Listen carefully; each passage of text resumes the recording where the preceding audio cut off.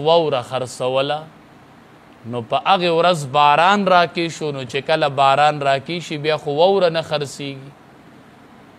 نو خلقو واوره نه اغستله نو د هغه واوره ویلې کېدله نو هغه چغې والې چې ای خلقه په ما رحم وکئ زما سرمایه ضایع کېږي په ما رحم وکئ زما سرمایه ضایع کېږي ما سوچ وکړو دی دا واوره یادوي چې دا زما سرمایه ده دا ضایع کېږي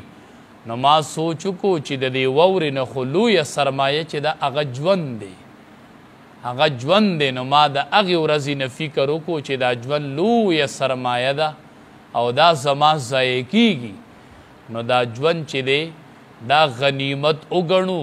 دا لویه سرمایه ده دا د عباسیاتو د پزول کارونو دپاره او د پزول خبرو دپاره دا مونږ نه یو پیدا مونږ نه به تپوس کېږي نو کم از کم چې سړی په لاره رواني یا ناست دی یا محفل کې ناست دی یا دعا کې ناست دی یا بل ځای کې ملګرو سره ناست دی نو نه ورله اودس شرط دی نه ورله قبلې ته مخ کول شرط دی هسې دا وخت تیریږي نو چې دې ټیم کې ناسي ځان له کور ناسي محفل کې ناسي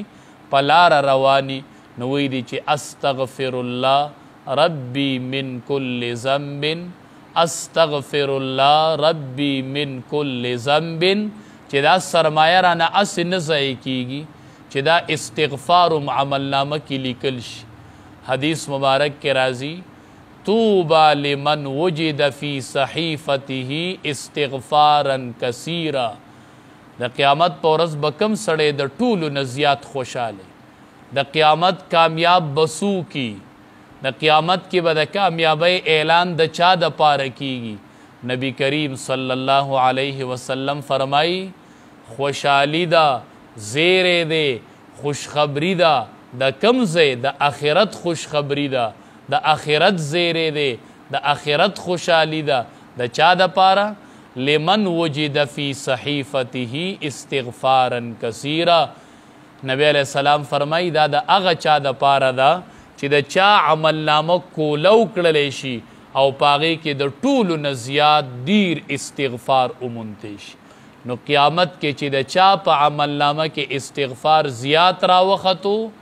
نو نبی علیہ السلام فرمایي چې د دغې سړي دپاره خوشخبري ده